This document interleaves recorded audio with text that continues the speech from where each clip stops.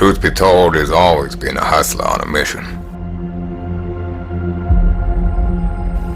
Mission for greatness.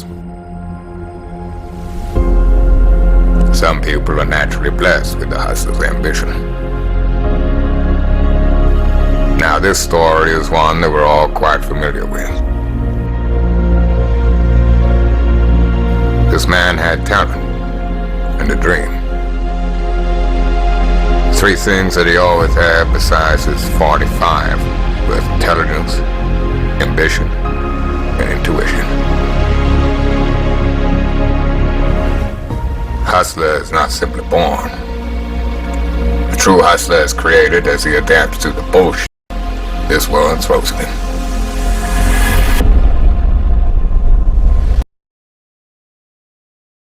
This is Andre of Big Gemini Kennels, aka BGK. Welcome back. Smash that subscribe button, hit the like button, drop a comment, let us know what you're thinking.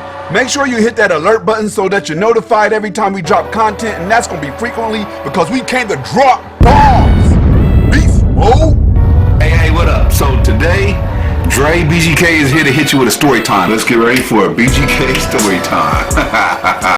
Hey, what up, BGK gang? It's Andre BGK back at you with another BGK story time. This one is about BGK's Punisher. Now, BGK's Punisher is a dog that I produce when I bred BGK's The Rock to BGK's Baby Envy. All right. I kept two dogs from that litter. I kept BGK's Lyric and I kept BGK's Punisher. Now, BGK's Punisher was very dope from the beginning. Even as a puppy, he had a very special look. He had that structure that I like, nice head shape, very serious, cocky, confident attitude. Although he liked to play a lot, he was a playful puppy. He still had that cocky, edgy, drivey feel that I look for in my studs and in my stock. So that was one of the reasons why I named him BGK's Punisher, because that was the kind of attitude he had. You know, like he'd be running around hanging off of your pants leg if you're trying to walk by. You know, when you play with him, he thought he was super tough. He's always ready for whatever that came his way. And I like that about him. So I kept him at the BGK ranch and I decided to breed him.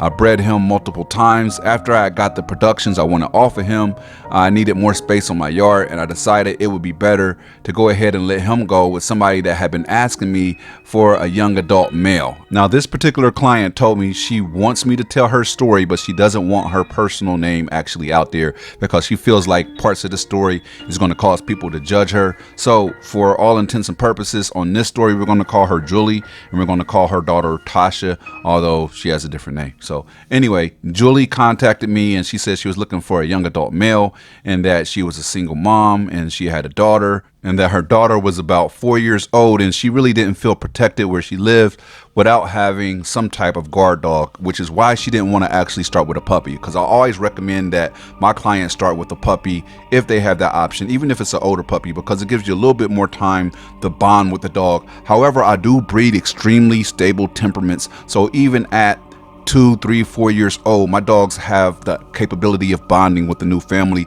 because they are very well socialized when they're with us. They're interacting with other dogs, with other people, so they know how to control and integrate themselves in different situations. So I wasn't really worried about it. And she told me she didn't want to wait for a puppy because she needed a dog that was capable of protecting her now. She wanted a dog right now that could protect her right now. So I understood that, and that is the reason why I told her I think Punisher would be a great fit. I explained to her that Punisher had been with me his entire life. He was born at my house and that he had been around my daughter and my family since he was born, and that he was a great guard dog. You know, and I didn't need all the guard dogs I have. I have a lot of dogs, you know. So I was like, you know, if you really need that, he's the perfect fit. I know he's going to get along well with your daughter because he's got along great with my daughter. And I know his temperament is super, super protective. So once you bond with him, he's going to protect your property. All right. She was a little nervous. So I told her this, look, this is what you do. You take the dog into your house. If you feel anything that makes you nervous about the dog or you change your mind and you want to do something different, I'll be happy to take him back. So short story shorter, I took Punisher to her. It was in Northern California. I don't want to be specific about the city. So we dropped Punisher off with her. I was there as they bonded and initially met each other. Punisher was exactly like I expected with them. He greeted them like he knew them forever. The way he interacted with the baby from day one, there was no issue. She was super happy. And I mean, I'm not going to lie. When she first seen Punisher, she was nervous. Punisher has a serious look. He looks like a Punisher. He looks like a pit bull that you would name Punisher. He has that look. But when she interacted with him and she seen how he was being gentle with her and how he was with me and how he was with her daughter from the beginning, you know, she opened up. So I was able to leave Punisher there, and I went back down to SoCal. Julie would contact me on a regular basis, letting me know that Punisher was doing well there. He was being super protective. He didn't like the UPS man. He didn't like the postman. He pretty much didn't like anybody that wasn't her and her daughter. The only problem she did say that she had with him was she was dating and that she would have issues because Punisher was being super standoff with the different males that she would bring around. I don't want to make her sound like that, but she was dating different guys and Punisher was not really open to that. Like, he bonded very quick with her and her daughter, but he was not very open to the different males that she would have coming around that she was romantically interested in. The one thing she did say was he was super protective of her daughter, and she really appreciated that about him, and that she wasn't concerned about him ever attacking her daughter or anything like that, or him ever attacking her, but she was concerned if she would be able to control him if he really did go all the way crazy and just choose to just engage with one of the guys that she had at the house, that she would have to put him up. She would put him in the bathroom or in the backyard, and whenever she did that, she said he would still be scratching at the bathroom door or the back door trying to get back in the house, growling and barking. She's like, I really don't like that side of him. I'm like, you kind of have to deal with that because you bonded with him and he doesn't know these other people and you're introducing them to your personal space. So he's doing what he's supposed to do. That's part of having a guard dog. That doesn't mean he's going to like everybody. My dogs are like that. Like, that's part of what I actually love about my dogs. So I told her, like, you know, if there's really going to be an issue, let me know. I'll take them back. And she said, no, I want to keep the dog here. So at that point, the first time I knew there was a real issue is when she called me and she was like, look, I really don't know what to do. Like, the guy came over, the main guy that she was interested in, we'll call him John for this story time. She said John came over and he really just looked at John, started growling and just went for him. Like, he's never did that. Like, I had to hold him back and John was able to bounce out of the front door and slam the door behind him. But I don't even know how I'm gonna be able to be seeing this dude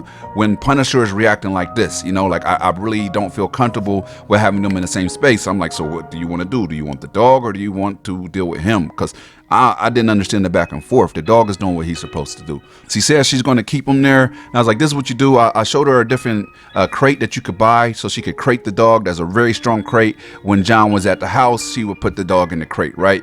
Now, these are the same crates that I actually use at my house when I have either somebody coming over to work on my property or to have friends over at my house. This is the crate I would use to put my guard dogs up to make sure that they're secure and that they can't get out and do anything crazy to somebody that have visiting the house, because I have certain dogs that are not socialized for a purpose. I want them there as guard dogs. So I showed her this crate. This is a strong steel crate.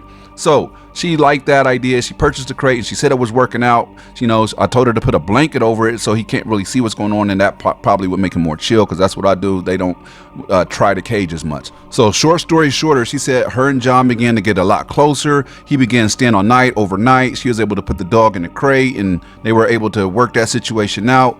And everything was going well between them two. She really liked this guy. She felt like, you know, there might be something long term in this guy. She had stopped dating the other guy she was dating to focus on her and John building a relationship. But no matter what she did and how close she got to John, she said Punisher never liked him. He always tripped out every time he came. Like, it was the first time, every time he saw him, he would flip out. She had to put him in the crate. If he came near the crate, he flipped out. Punisher just did not like John. Now, to be honest, the crate is a temporary solution, but it wasn't something that I thought she was going to be using for somebody she would be in a long-term relationship, because I don't think it's fair that Punisher has to be put in a crate all the time because John is now at their house all the time, right? He's a very athletic, big dog. He needs to run, stretch his legs, walk the house. I just didn't like that, but it's not my place to say what she needs to do with her dog, so I kind of fell back. Then she told me one night she had fell asleep. John had stayed over at the house and she woke up to a crazy sound. Like, she woke up to the dog just going crazy. She could hear her barking, she could hear her growling, she could hear her yelling, her daughter's yelling, John's yelling. She's like, what the hell is going on? So she got out of her bed where she had fell asleep in and found John in her daughter's room, and it was just pure chaos. You got John on the floor, Punisher's on top of him, biting his legs, savaging his legs, just going crazy on him. Her daughter's on the bed screaming and yelling, and she doesn't know what to do because she's never had Punisher go into attack mode, and she cannot get Punisher off of John. She told me she's punching the dog, she's pulling the dog, she's yelling at the dog, she's telling Punisher no, and Punisher just got his eyes glazed over. He's just going crazy on this dude. Somehow he has managed to bust out of this cage. Whatever he heard triggered him to the point where he burst out of that cage, broke the cage, and ran into her daughter's bedroom and is just going crazy on him. Now, mind you, he's not touching the daughter. He's only going crazy on John. Eventually, John was able to scramble out of the room, out of his pants, which were already down, which was kind of weird. His pants were already low. He was able to get out of his pants and get out of the room and slam the door shut. And she said as soon as John got out of that room, Pun calmed down, but he's slamming himself against the door trying to get back out to where John is, and John ran out of the house. Julie told me after John ran out of the house, she checked on her daughter first and foremost, as a good mother should, to make sure she was okay. She was really shook up. She's crying because she just seen this dog savaging this man in her bedroom, but she was okay. It wasn't anything wrong with her. And then she put Punisher in the backyard, and she went out the front door to talk to John. And she said she was talking to John like, what was going on? Why were you in my daughter's room? John claims that he had heard something in her daughter's room. He got up to check, and all of a sudden the dog got loose and attacked him, and he had been worried about that the whole time, and that he definitely was going to need stitches on his right leg because there was just a long tear from like mid-thigh down to his calf. By the way, John's leg required 64 stitches to be sewed shut. Punisher definitely earned his name, right? Fuck that creep though. If you know me, I hate anybody that's preying on women or children. Fuck that guy. The only thing I wish is Pun would have done more damage to him. Julie told me that the neighbors never liked Punisher. They always were scared of him. He was very intimidating. He would bark at them through the fence line and stuff like that. So they were happy to call the police on this occasion. Now, John told the neighbors, hey, you don't got to worry about the police. I'm fine. I'm just going to take myself to the hospital. But it was too late. The car had been made and the police pulled up. And that's where it gets really interesting. Julie said when the police pulled up, Punisher wasn't helping at all because he was in the backyard growling and barking at the police and at John. So he looks kind of crazy because he just got done attacking John. John's sitting there injured, and now he's going crazy. The police asked her for her information, and they also asked John for his information, and then they pulled her to the side. And she thought they were going to tell her, hey, we need to take your dog. We need to do something with Punisher. But what they told her was what she did not expect. John was a convicted sex offender.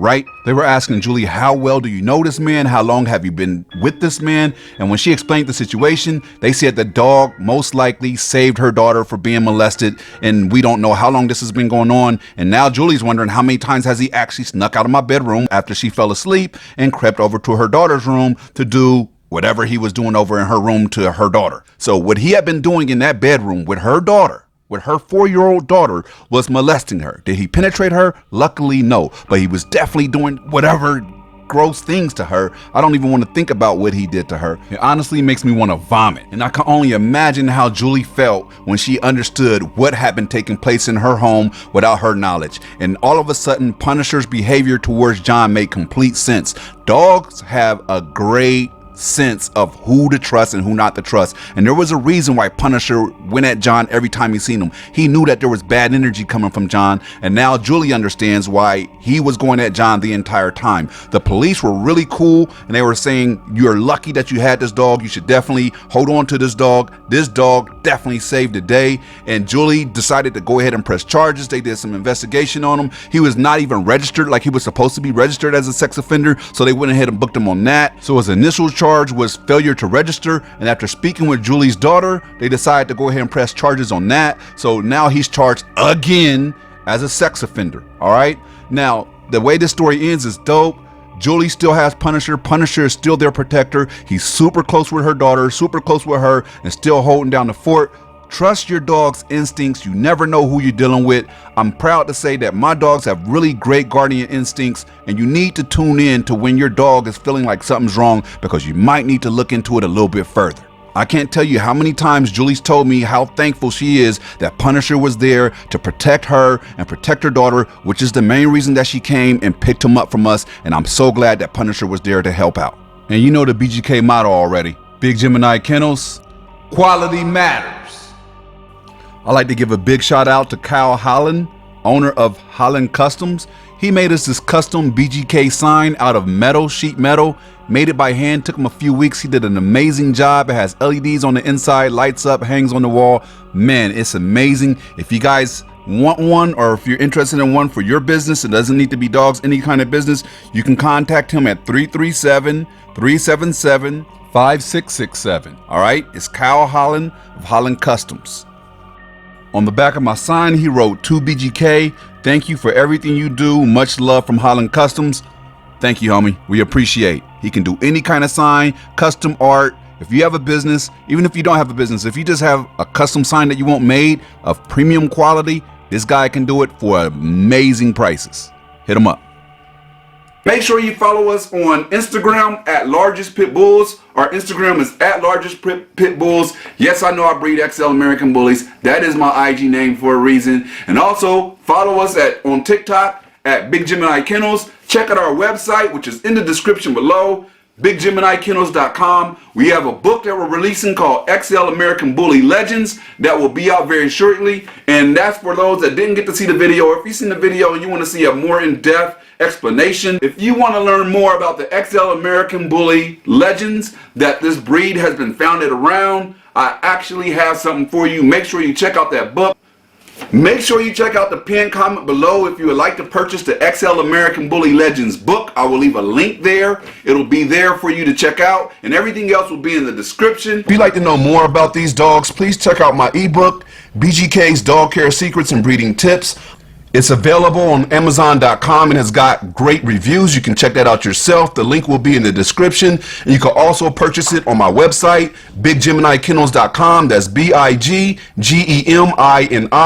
Kennels.com. You can purchase it right there. I'm working on part 2 right now since I got such a great response to my first book. If you're a pet owner and you're looking for tips to help it grow and reach its maximum potential and what exercises and dog food and supplements to use, this book is for you. If you're a breeder that's established and you're looking to learn more about marketing and the different tips and tricks we use when delivering litters and marketing our pups and making sure they reach their fullest potential, this book is for you. If you're a breeder that's just starting out or you're looking to become a breeder, this will give you all the insight you need on picking your foundation stock all the way up to how to breed and the type of breedings to use and what's most effective. This book is for you. Remember, our motto is always quality matters. I'm out.